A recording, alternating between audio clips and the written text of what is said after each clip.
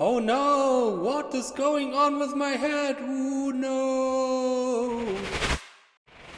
Well, sometimes it can happen that you're losing your head while practicing a Jordan Rudess keyboard lick on the guitar. And to prevent that exactly this will happen to you, therefore we have today's video with a Jordan Rudess inspired sweep arpeggio economy picking lick. Check out the lick, let's start the video.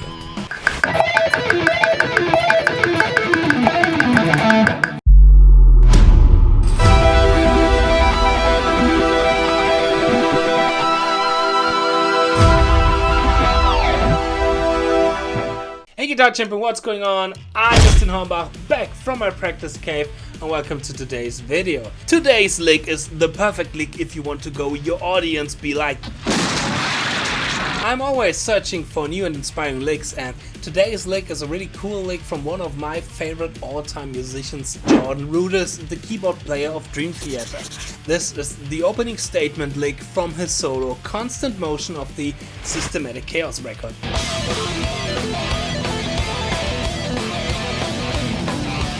I always thought this repeating pattern is really cool, and it turns out that this pattern actually is pretty awesome to practice your economy picking. If you want the free tabs for today's lick, then check out the description box. There's a link where you can find the tabs. And I would say, let's dive deep into it. Here we go.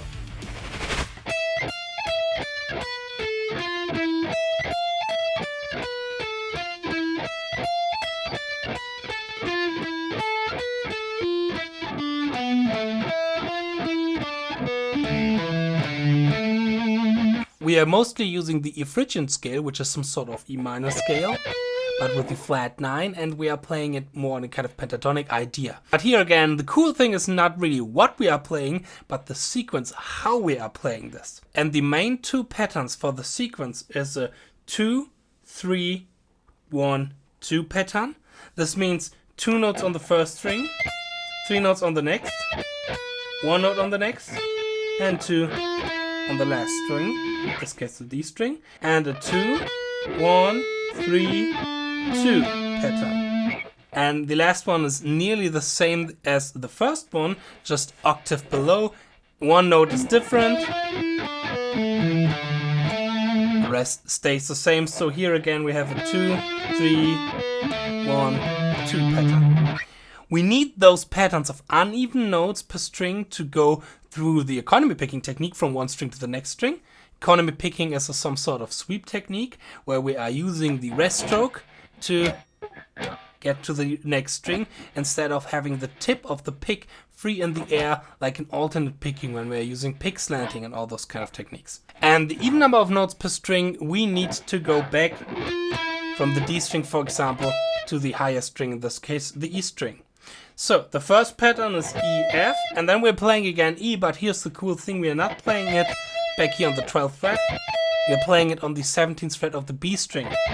Same note, but through the different approach and where we are playing it, we can use economy picking because we are starting with a downstroke, upstroke, and we're using this upstroke, the sweep pick movement from this upstroke to go to the next string.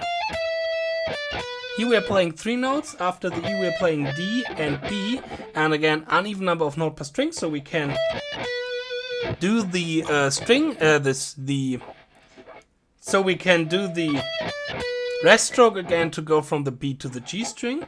On the G string we are playing the A, and by having just 1 note per string we are using a full sweep movement to go from the B to the D string over the G string. On the D we are playing the F, resolving to E. So again, 12, 13, 17, 15, 12, 14, 15, 14.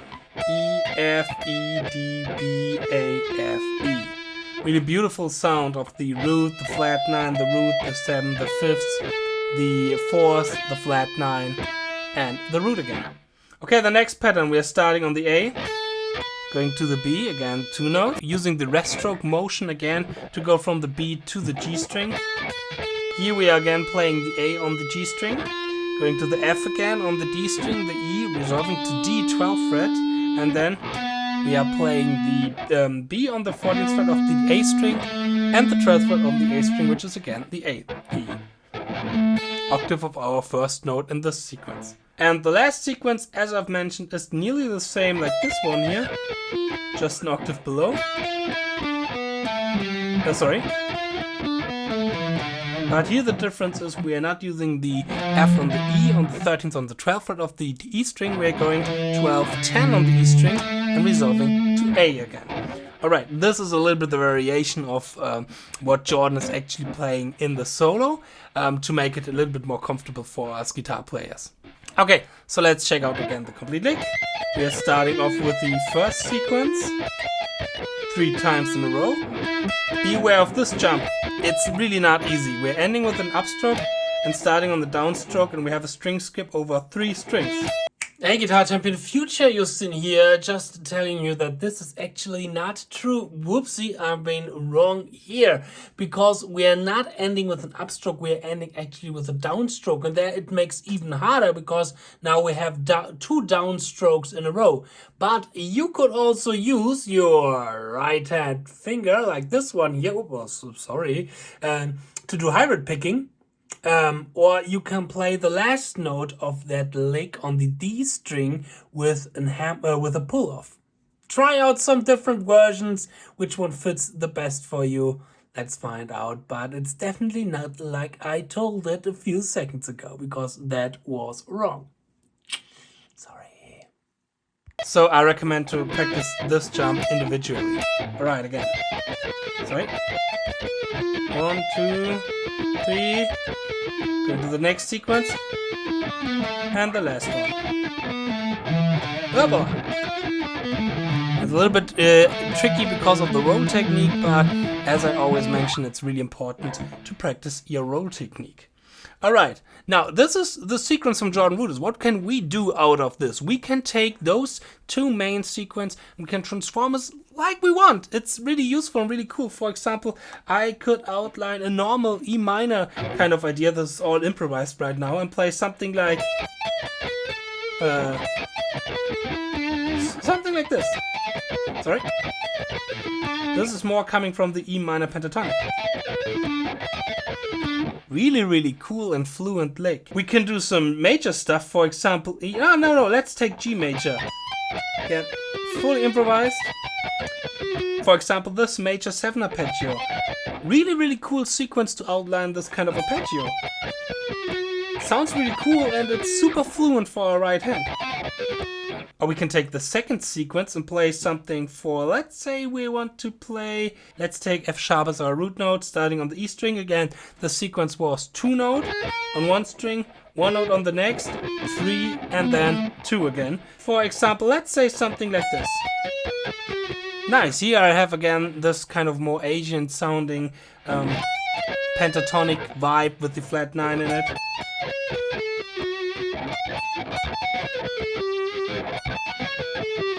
As after a little bit of getting used to a lick, it's really fluent for our right hand. So it's more important what our right hand is playing here instead of what our left hand is playing here.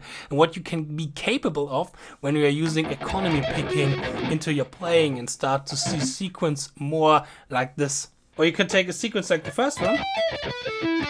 And you could, for example, play this one horizontally. For example, like this.